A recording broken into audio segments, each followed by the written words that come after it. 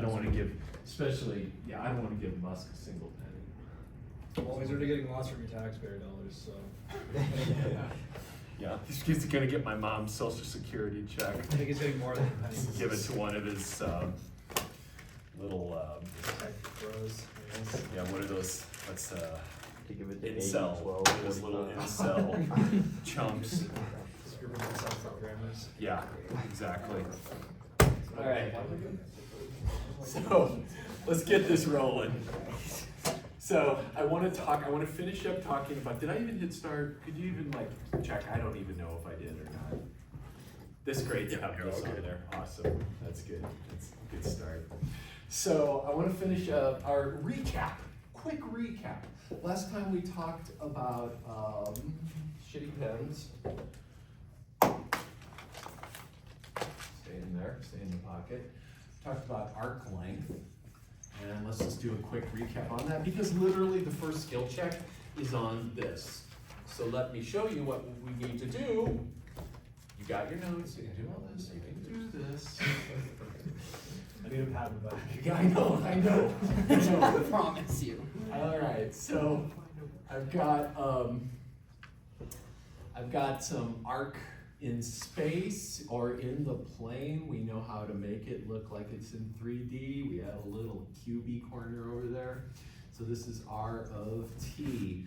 And here it looks like the parameter has some range T0 to T1. So this is R of T1. This is R of T0. Hopefully this isn't stressful yet. I don't want to know. Ooh, this looks like one of mine. That's too good for Regis. All right, so the way we found this was the arc length, the L of this curve is the integral from time start to time end of the magnitude of the derivative of the parameterization of the curve. So quick example. Shit, this might even be the problem I put on that thing, I don't know. Let's see, so e.g., find length of C, which is given by R of T. Is that option? Yeah, buddy. All right, so R of T equals 1, 2T minus T squared. We had some problems on one of these skill checks with derivatives, so some people are going to be taking some derivatives for me. And then I'm going to make this really, really weird and sign a T. But here's the problem. Just set up the integral. Just set up the arc length integral. That's what we get to do on the skills check today. Find the length integral. Do not solve the integral, just set it up. Set up only set up. We're not going to do it. So I got to take this thing here and find its prime. So that's derivative of 1. That's derivative of that thing, which is 2 minus 2t. That's derivative, what is the derivative of sine of 2t? 2 cosine. Oh shit, yeah. All right, thank you. It is exactly that. Beautiful. So the magnitude of r prime of t is the square root of the sum of the squares of the components. Look how I'm just writing that. And I'm not going to expand that out because no one told me I should. And no one will tell you you will need to. Right? Look good? Now I slap an integral in front of that. Ta-da! I don't have to redo the skill check. As long as I can write the length is equal to the integral of the start time. We didn't give a start time here, so let's do t goes from 0 to 5. 0 to 5, square root. Look, I'm going to get super crafty and now write that 0, but you don't have to. As long as everything else 2t. dt, don't forget the dt. That's a 9 instead of a 10 on the skill check if you do that. So, look good? That's it. So now, this is my purple. Absolutely. Any questions on this? Yeah. Yeah. Getting all sweaty. Yes, Helen. Yes, sir. So in the magnitude at the bottom, you have 4 cos squared 4t, and up top. Thank you. Good Yeah. question. I got crazy with the 4s. Thank you, sir. Good call. 9 for me. 9 out of 10. Submit corrections, Dr. T. Yeah, what's gonna happen? Any other questions? That was a really good one. Okay, awesome. So, given that particular curve, I might not want to find the whole arc length. In fact, I might want to just produce a function that gives me the arc length from the start to an arbitrary place on the curve. So what if I want the L dependent upon that final endpoint t? Well, I basically use this formula, except the upper limit becomes t, and the lower limit's still the start time. But then I'm gonna change this from a t to a tau, because I can't have t here, and t is my variable of integration. So L of t equals the arc length function, and this is equal to the integral from t naught to t. Notice, we're not used to having functions that depend on an integral, and where the variable is the limit of the integral, but here we go. We find ourselves there anyway. So that's the arc length function. That will give me the arc length from the start to any point I want. If I crank out a formula for that, then I can find that length anytime I want. I just, poof, grab my formula. So we're also gonna call this S. So we're gonna use S as the symbol for arc length. So we're gonna actually make that our arc length parameter. S stands for, it's kind of like y equals f of x. Here I've got the output S, I've got the input t. Now why do we care about this? Because I talked about this a little bit last time. I couldn't have the same trajectory traversed at different velocities. So for example, and let's actually go back to the example I think I used in class. So we might have r of t equals cosine of t sine of t. And then what's that shape? And we know it's a cycle. Yeah. Not a cycle. Somewhere it's like the baby of a cycle in a circle. Yes, it's a cycle. So this is a circle.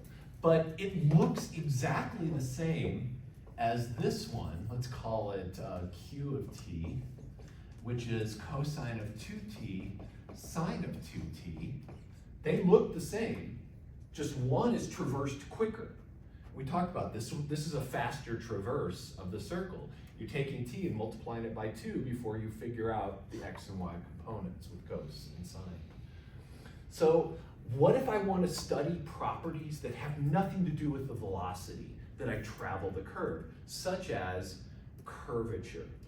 So this thing here, if I sketch out what it looks like, it's a unit circle. If I sketch out this one, it's a unit circle. I want to get a number that represents the curvature. In other words, how close is this to a line? Remember, straight, zero curvature, tiny, super high curvature, and then this would be a medium curvature somewhere in between those two. So I want it to be, if I'm driving, again, think of curvature as you're on a racetrack like this, and the car is the same size in every situation. How tightly do you have to hold the wheel? Right, so here I don't turn the wheel at all. Here I turn the wheel a little to the left. Here I have to really crank the wheel to the left. So curvature is kind of a measure of something like that. How fast is it turning? But I don't want it to depend on velocity. Exactly. Cormac's with me. So what we're going to do is we're going to reparameterize our curves in terms of arc length. So to get away from curves descriptions depending on t, and hence prone to velocity changes,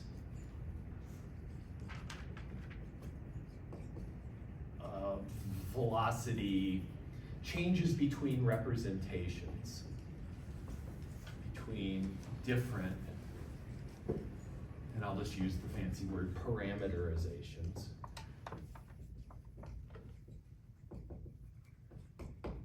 We reparameterize. I don't know why this is making my arms so tired. You would think with arms this size and strength, I wouldn't have any problem. We reparameterize in terms of arc length, S. And here's how we're gonna do it. I'll do an example. Hell, I'll do that second curve right there, and we'll reparameterize it in terms of arc length. So, let's come back to this arc length function. This dude right here, S equals that integral. And I'm gonna call that, so this L of t is this integral, is S. These are all the same three things, they're interchangeable. If I use one, I mean the others. So, to reparameterize by arc length. This is something I don't think I understood when I first did Calc 3. There's so many things I never understood until I had to stand up and talk about them in front of people. You'll be the same. Someday you'll have to talk about something and you'll learn it like you've never learned it before and maybe never learned before. And this was kind of one of those things for me. So parameterization by arc length. Step one is find the arc length function, S equals L of t. So in other words, crank this out. Get a formula for this. And when I say get a formula for it, you're gonna have to do that. You're gonna find the derivative, find the square root of the sums of the squares, and then hopefully be able to do that integral. Most of the time, unless it's some bogus academic example, you're not gonna be able to do that. But guess what? I'm only gonna ask you to do it for bogus academic examples. And that work out really nice. Otherwise, you have to use numerical methods. Have a computer do that for you, and that's cool, but not what this class is about. Step two is, I wanna make a quick note here. I'll write it out. So, use the inverse form of this. Use the inverse, t equals L inverse of f. So I'm taking the inverse function. This is a function, L is a function of t, spits out s. I'm saying find the inverse function. That's not like 1 over or anything. I mean, it could be, but it's the inverse function. Let's just do a quick talk about inverse functions. If I have a function and it looks like this, the inverse doesn't exist because the inverse says, you tell me the output and I'll give you the unique input that gets me there. That's what normal functions say, you give me the input and I'll give you the output. Inverse says, you give me the output, I better be able to find one input that gets me that. Well here, look at this. This has two different places that I could send into the function that gave that same output. I don't want this kind of thing. This is bad. That's not a function. So what we do is we insist that the function is 1 to 1. We use the horizontal line test. I'm not gonna explain all this stuff, but you could check it out at some point if you cared. Use the horizontal line test and make sure your function only intersects horizontal lines in exactly one spot. Now, why do I know this will always have that property? Because This thing here is always positive. Unless the R is dead and it's just 0, and then why are we finding the arc length anyway? That'd be weird. The arc length's 0 if it's not moving. So this is a positive integrand. If you take the integral, so like let's say here's r prime of t and I'm taking its magnitude, it's gonna start off and just always be positive. When you find the integral of something that's always positive, that integral grows. So let me say that again. Because the integrand is always positive, as t increases, the integral gets bigger. The only way an integral can get smaller is if you actually dip below the axis and start getting negative area. Then the integral from here to here can become 0 or negative. And in fact, this is when the integral would start to decrease the minute you started getting negative area accumulate. So you don't need to understand that, but that is the fact that this inverse function exists because L is an increasing function. And increasing functions don't dip down. You never turn back. You just keep growing upwards, and you're always 1 to 1. So that's a very technical, mathy thing. My math friends might enjoy that. Everybody can enjoy that. But you don't need to do shit with it, because it's always going to happen for you in this class. So I can do this. Then, step 3. Replace t in your original parameterization with this formula.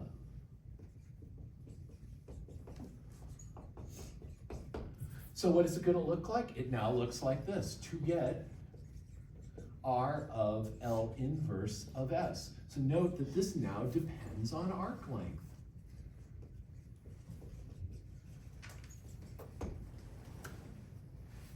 Doesn't depend on time anymore. It depends on how far I've traveled. So when I say I'm reparameterizing in terms of arc length, what I'm saying is that now this function, the output value, matches exactly how far I've traveled on the curve. So let's actually write that up here. I don't think I've ever written this, but I think we ought to. Let's just write r of S equals the position on the curve after traveling exactly S units on the curve. It's a weird thing. And you still might kind of be like, I don't quite get it. That's totally cool. Let me do a quick example. And let's do a simple example. God dang this board. Oh, filthy rag. Good. And we're almost good. We're almost there. The key thing is we want to use this parameterization by arc length to find curvature. And once I get this next part done, we can rock the formula out. And then we'll never really probably talk about this ever again. But we will use new colors. It's actually muttering. Kind of muttering. All right, so example. Parameterize, or reparameterize, r of t equals 1 minus 3t comma 2 plus 4t. And let's say t just starts at 0 and just keeps growing by arc length.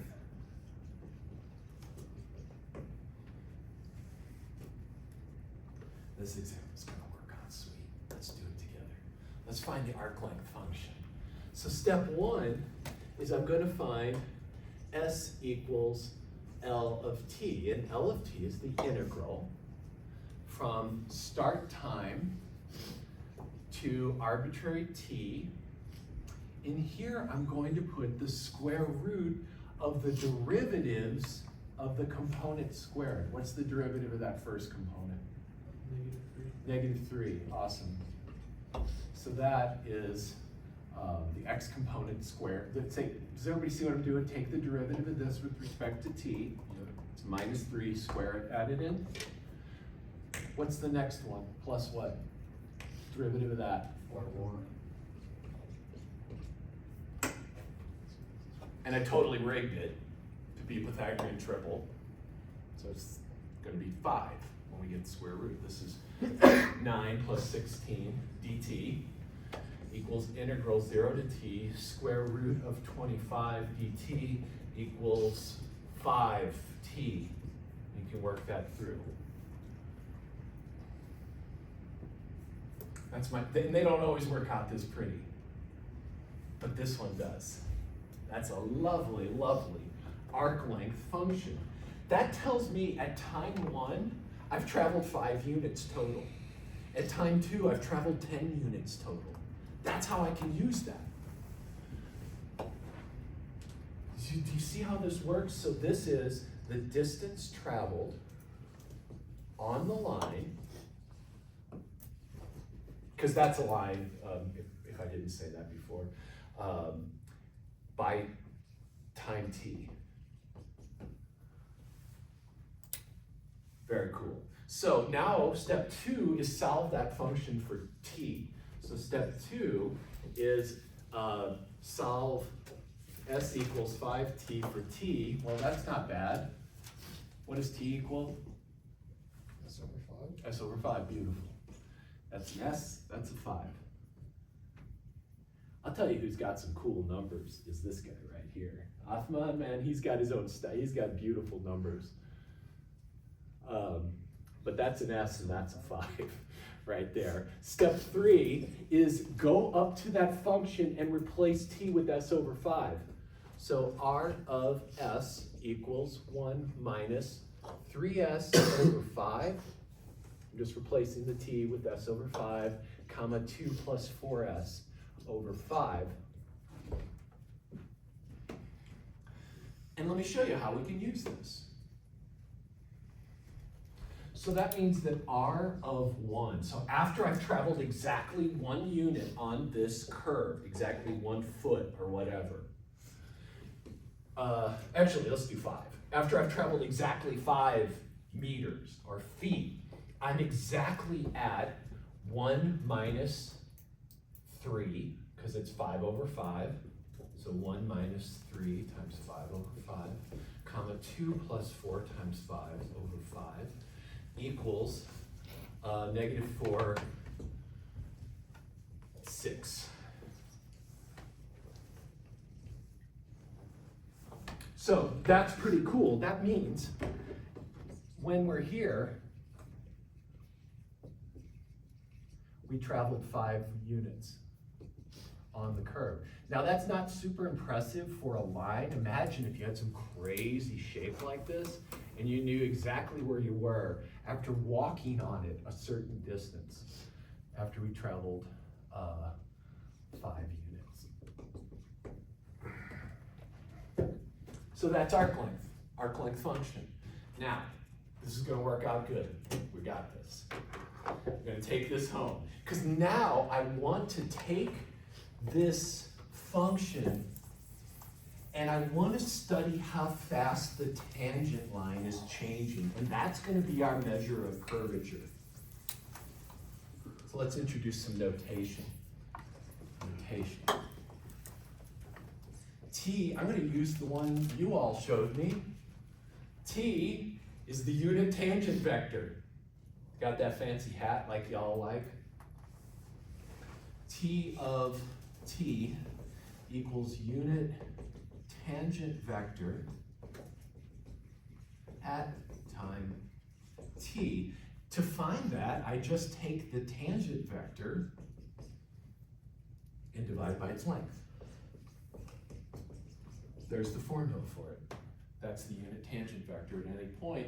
Depends on t, the way I've written it. What I want to study is the curvature of this. How fast is this thing changing as we move along the curve? So here's unit tangent, pretend that's a unit. At some time, if I move a little bit to the right, how much is that changing? And the faster that changes as I move along the curve, the higher the curvature. So the rate, how about we say the speed at which t hat changes as we move along the curve equals the curvature, and we're going to call that kappa. You come up, just make a K. It looks not like a normal K. You're good to go. Got your kappa. I don't know what a capital kappa looks like. I'm thinking it looks a lot like a little one, but bigger. So I don't want this to depend on the speed. I don't want to have that circle that I had before. I'm traversing it twice as fast, so this tangent's changing twice as fast. I want this to depend solely on the position change along the curve. So we're going to look at, to factor out the parameterization of R. And I kind of mean that in a mathy sense, factor out, if you've had factor groups or quotient groups, it's to just remove that consideration. To factor out the parameterization of R, we use arc length. And so what we're going to do is assume that the tangent, unit tangent vector is parameterized by arc length. And then I'm going to watch how fast it changes with respect to arc length. I take the derivative with respect to arc length. How fast equals how fast, and let's put magnitude because we don't care about negatives and positives for us. So the magnitude of this derivative equals how fast unit tangent vector is changing as I move along the curve.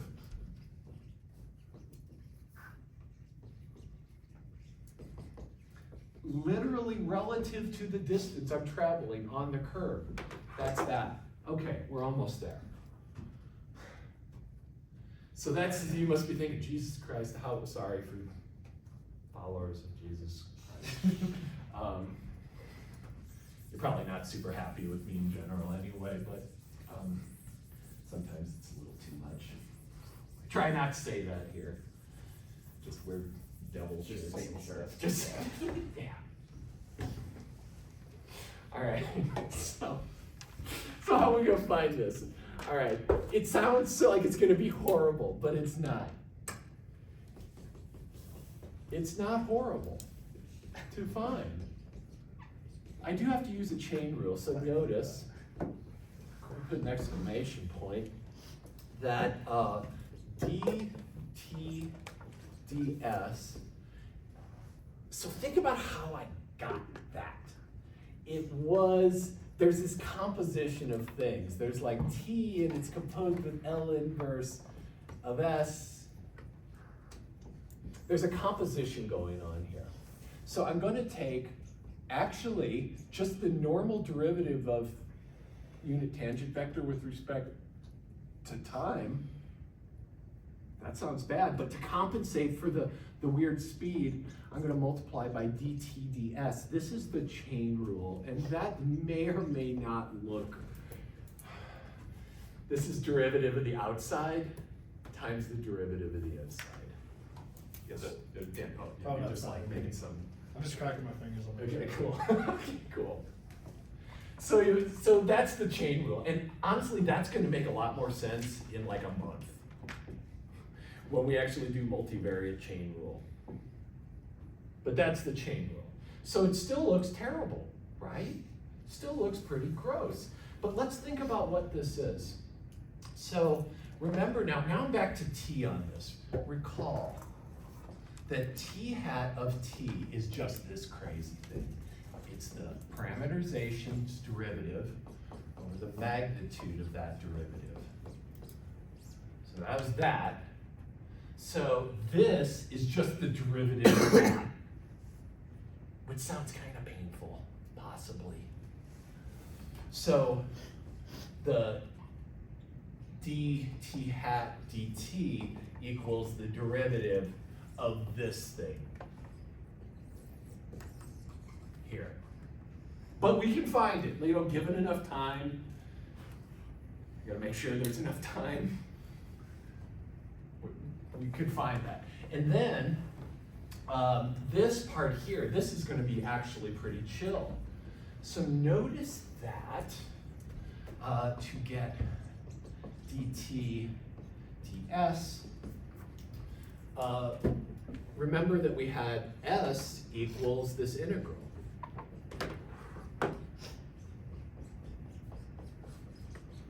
So I'm going to take the derivative of this with respect to t. And that is just second fundamental theorem of calculus part 2, just plug in that limit. That's this. We talked a little bit about that last time. So believe it or not, dt ds is just the reciprocal of this. It sure feels like it should be, and it sure the heck is. So it's equal to 1 over magnitude of r prime t.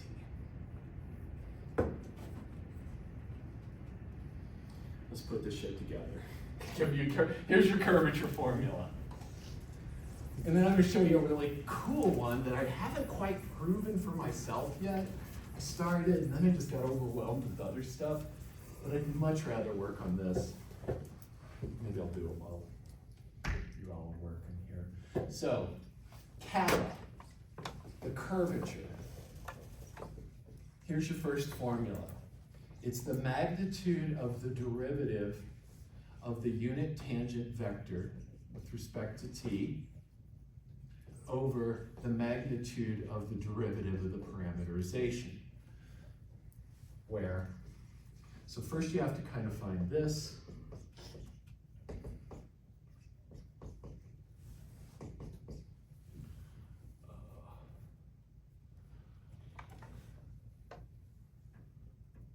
Yeah, okay, got a little scared there. Over this.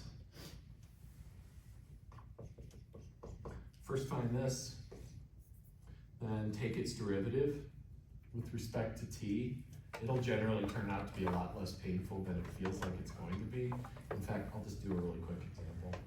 So at least you've seen it. So the first time you do it isn't just like on one of these freaking skill checks. Yes, sir. Is that r prime of t on top of a vector? Yes, sir. Thank you. Absolutely. There's a nicer formula, and if you want to use this, go for it. This is what I haven't proven for myself yet. Kappa can also be computed as, this is cool, and it works a lot so much easier sometimes. You take r prime cross with r double prime and find the magnitude of that. Now, that actually looks like weird, but man, it's easy. But this you need here, you need to make sure it's r is 3D. So if you had a 2D r, just add a comma 0 and make it 3D. And then this is over r prime of t, its magnitude cubed. I haven't proved that for myself, but that's the legend. The tones are the same. But this is a dope formula. Like this is pretty nice. Let me do a quick example. And I know this whole thing has been quick. So, what are you going to need to do in a skill check? You're going to have to set up an arc length integral. You're going to have to find kappa, and I don't know, maybe, if you just run out of time, I'll just let you turn it in on Wednesday. Does that sound okay? Yeah. Why does everything have to be intense? So this is good. Now I can slow the hell down, but we'll start today. We'll start today so that you can ask questions if you need. And it'll be due at the start of class on Wednesday. So, example. Find kappa for r of t equals r cosine of t, r sine of t. What does that look like? Circle of what radius? R. Circle of radius r. Traversed counterclockwise.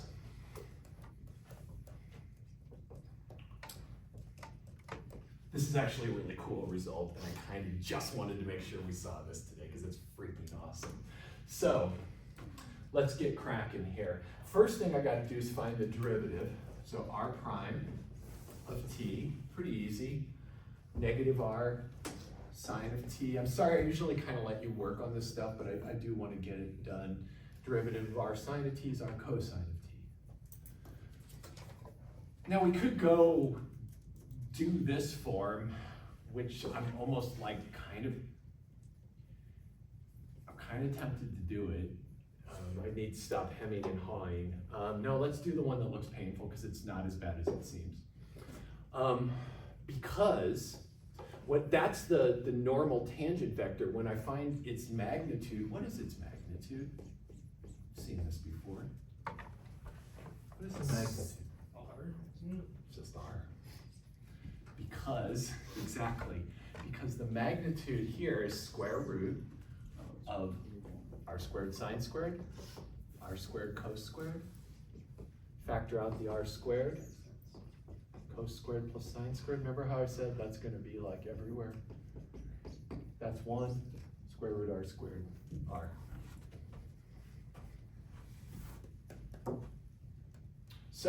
So then this unit tangent vector actually is pretty chill. T hat of t is equal to this thing over its magnitude. And look how sweet that is. We're just dividing by r. So that cancels out the r. That's 1 over r times this thing equals minus sine of t cosine of t. Pretty. And you could check that that's a unit length vector. Sine squared plus cosine squared is 1. Definitely unit length. So that's this thing here. Now I'm going to find its derivative and take the magnitude. We're almost done. Like seriously. Sometimes these work out so beautifully. So the derivative of that unit tangent vector with respect to t. Notice how everything here is t. We think about this in terms of arc length, but the computation is done in t, which makes life so good. And this is equal to the derivative of this thing. This is equal to negative cos t, negative sine of t. So we just keep kind of like rolling through all the cosine derivatives. See the stuff cycle. What is the magnitude of d dt of the unit tangent vector? What's the magnitude? 1. Do we see that? Sine squared plus cos squared. Again. I mean, life doesn't work out like this. The phony examples do. So this is good. But this is a beautifully phony example. It will actually gain a deep insight from this example. So the thing for the curvature is just going to be over here 1. Cool.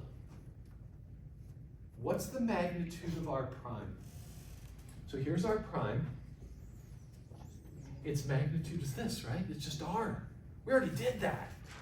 So this is just r. We got it. We're done. The curvature of a circle of radius r, kappa, is 1 over r. So let's write that up. The curvature, because this is an actual important understanding of curvature, kappa of a circle of radius r is 1 over r. So what is the curvature of a unit circle? 1. So unit circle.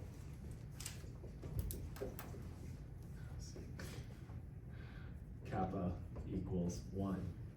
As you get bigger than the unit circle, what happens to your curvature? Shrinks. As r gets bigger than 1, that fraction shrinks. Its fraction becomes smaller, right? So if r is 10, a circle of radius 10, kappa's a tenth. As r grows, kappa shrinks. as r shrinks, so what happens as the radius of the circle heads towards 0? What happens to curvature? It grows. It grows as r shrinks, kappa grows. And a line, the only thing with 0 curvature is a circle of infinite radius. And you can think of any line, if you took that insane geometry class that some of us took together, some of us here had a crazy ass geometry class together, almost no one knew what was happening, including the professor.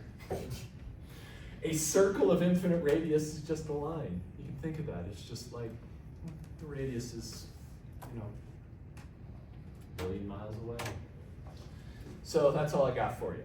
You can do this, right? Especially if you get to take it home. I think you can honestly do it in half an hour. Ooh, yeah.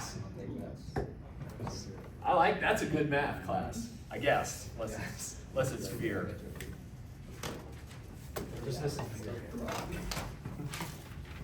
And then I'll hand back your other things, and you won't look at them until it's time. So now, on this skill check 8 that I'm handing out, please just write the integrals. Please just write the integrals. Do not solve the integrals. Can you actually pass down that way, please? Pass those down. What's that? Do not solve for the, no, that's correct, sir. Do not, well, solve the problems. Easy, sir. You hand these down that way, please. So that's 8. So the only thing you'll have to do in 1 is figure out what are the t-values that get you those points. So be careful on 1. You've got to figure out the t-values. On 2, I literally give them to you. So there's a little bit something different to do in 1 than there is in 2. This should look familiar. You cannot use the result we just proved, but do the work for it. This is find the curvature. And I'll come hand these out. It's essentially a circle of radius 3 raised up 7 units in 3D space. So you should be able to grok what the answer is by just thinking about a circle of radius 3 and what its curvature should be. Because it doesn't matter where it's sitting in space, it is still a circle. And you're welcome, of radius 3. And my God, do I hope there's enough of these. Oh yeah, here we go more. That's good. Wait. Okay. Oh, here we go. No one can know. Did you get both of them? 8 and 9. 8 and 9, yeah. If you could get 8 done in class, that would be awesome. I think you can. And then you could take 9 home and kind of have a more leisurely experience with it. Because it's cool. I want you to enjoy it.